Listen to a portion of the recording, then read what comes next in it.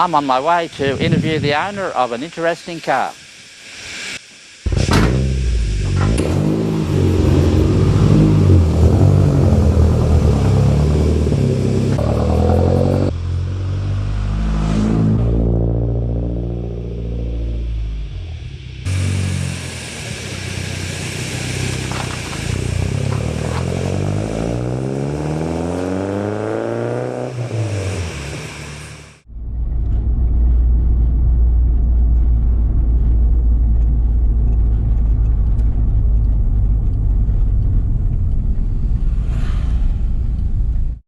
I'm just on my way to have a chat with Jim about his Mark 1 2500 Triumph. Now, today we've got a very special guest interviewer, and that's Malcolm McDonald. Now, Malcolm, this is your first attempt at interviewing. How do you think you'll go? Oh, mate, I'll give anything a go, mate. You know, should be right. We'll see how we go.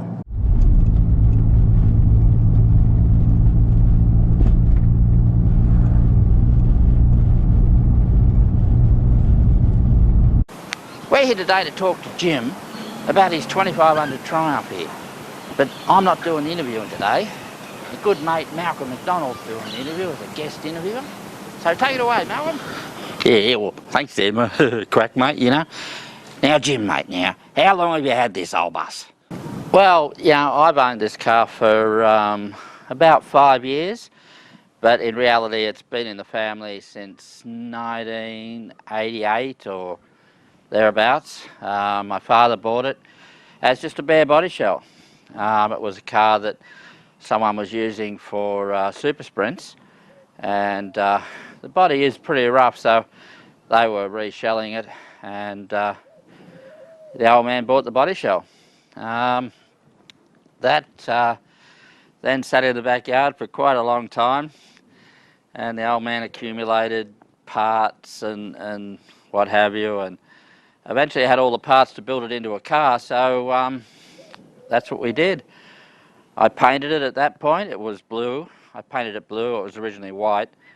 The paint was just a whole lot of blue paint that we had, and we tipped them all into a 20-litre drum, and this is the blue that it came up with, so that was the colour we painted it. It had a blue bonnet at that point. The black bonnet came along a bit later after that. Now, Jim, mate, now tell me all about what you've done to this thing. Well, it's had quite a lot of work done to it. Obviously, you know, we built it from a shell. And look, the motors have always been standard second-hand motors that we've happened to sort of pick up along the way. It's been through, I think, 3 motors, maybe, 4 maybe. And it's got triple SU carbies on it and extractors. It's all Mark II Triumph running gear. You know, the brakes, the suspension, everything's Mark II Triumph, gearbox, what have you. So it's a 6-cylinder, 2.5 litre inline motor with a 4-speed overdrive gearbox. Look, I don't know about the diff. It was the diff that we bought. My father owned a second 2500 Triumph like this, and it was pretty well the same spec. Triple carbs, but different manifold, power steering on that car. That car never had the grunt this one has, but I suspect this one's got a lower diff. It's got sway bars and decent springs and shocks and sump guard.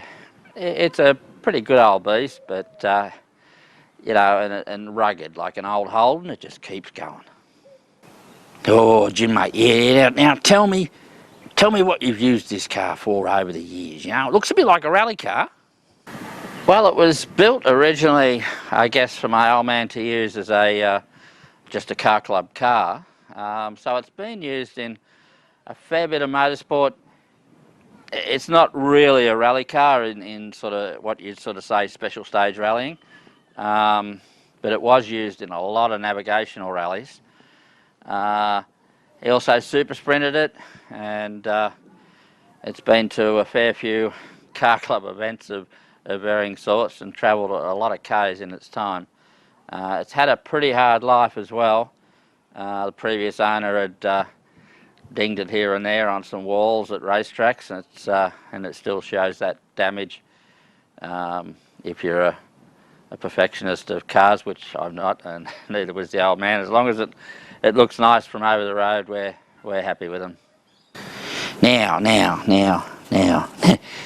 I can't think of a question, mate. What are you going to do with it in the future? Oh yeah, that's the one, mate. Yeah.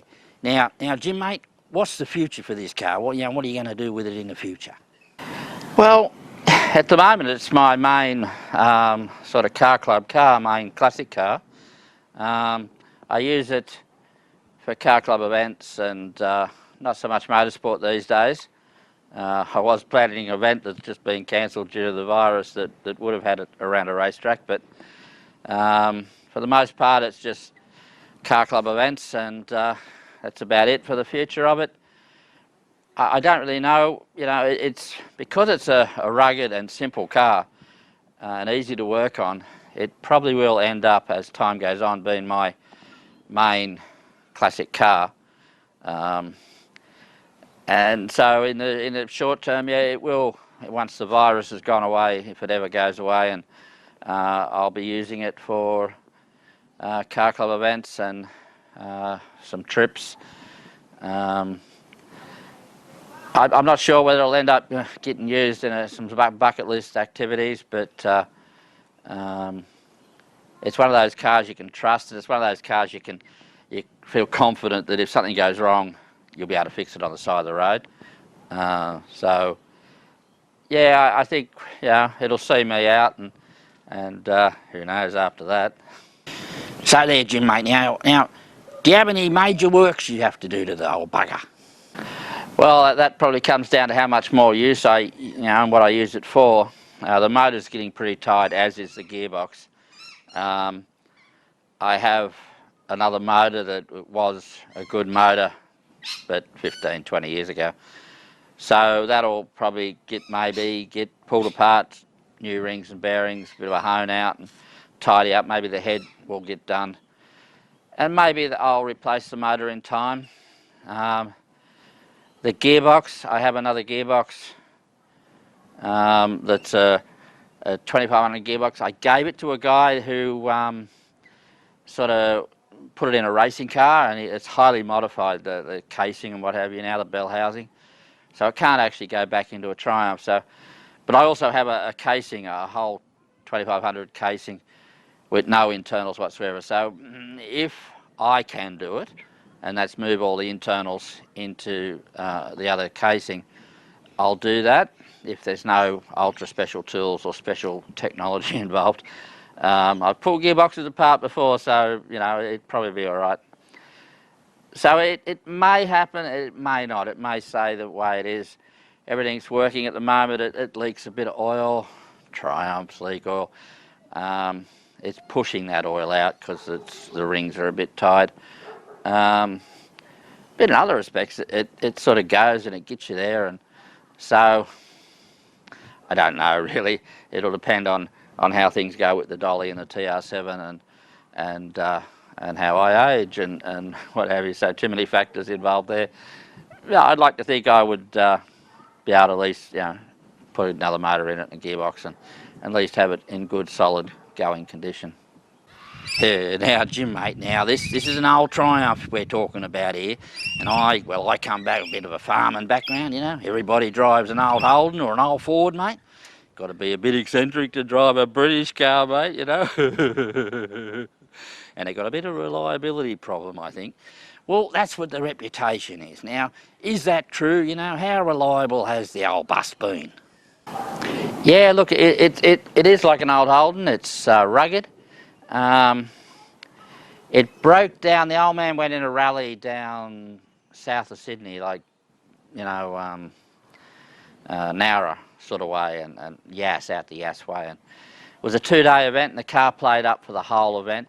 Now, I wasn't part of that event, and on his way home, he rang me from a place called Bargo, which is like south of Sydney, and it had just stopped. So I drove his other 2500 down with a whole lot of bits and pieces that I thought might be the problem. Cars are cars. It's either petrol or it's spark. So for no real reason, when I got there, I pulled the distributor cap off and was going to change the points and condenser and things. And then I noticed this little bit of carbon, black carbon, floating around in the distributor. It was from up in top of the distributor, like a bit of spring-loaded stuff that touches the top of the rotor button. And that had broken off. So I just put another distributor cap on it and the thing fired up and ran fine, and we drove it home. Geez, I'd had a rear wheel bearing problem one time, but it didn't actually get home, but it got to safety, if you like, and I went down and put a second-hand one in it to get it home. Again, I think the old man was on his way home from a rally. But really, it doesn't, for the length of time that we've had it, I can't remember a great deal of breakdowns. Some of the breakdowns it's had have been close to home. I think the motor died at one point, but it was only a couple of k's from home, and it got it home. And it for the most part, in comparison to say the Dolly, it's been wonderful. And these things are wonderful old cars. The only thing I think is a weak link in them is the rear wheel bearing. I really don't trust that. And if I was a rich man, they make a modern, all machined up, completely new setup for that. So yeah, I'd do that, but I'm not, and it ain't going to happen. And the facts of life are, well, the old man had a previous Triumph that froze up a wheel bearing as well. But if you keep an eye on them, they're all right. So now, Jim, mate, it looks like a rally car. Have you ever thought about rallying it? Well, in recent times, I've sort of had a bit of a hankering to do a few bucket list things and to get back into motorsport a little bit. One last hooray into it, sort of thing. And part of that thinking is do I rebuild the Dolly? Do I, buy another car? What do I do? And I did toy with the idea of sort of making this, bringing it up to spec in terms of the modern stuff that's required. It's got a half alloy roll cage, but it's not a logbook car, so it'd need a full new steel roll cage, and the sump guard's really just a bit of a skid plate. You'd probably need to strengthen that up. I've got a set of rally tyres for it, and I made a gearbox are tied, but they'd still do it. If I wanted to do just one event, maybe it's an idea, I don't know, but probably not. But yeah, other than that, I might do some bucket list events in it. There's a couple of racetracks I want to do. Not the important ones, but there's a couple of relatively modern sort of Mickey Mouse racetracks down one south of Sydney. I forget its name, Malure, and it used to be called. Another one at Luddenham, I think it is. Anyway, that area, and I'd be happy to do those tracks with this car. So it might see a bit of motorsport, but a rally, not so sure. Well, Jim, mate, yeah, thanks for that little chat about this marvellous old 2500 Triumph, mate. I'm Malcolm McDonald. Bye for now, mate.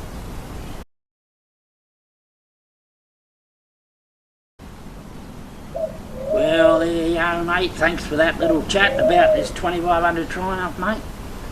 I'm bloody Crack McMullah. No, I'm not.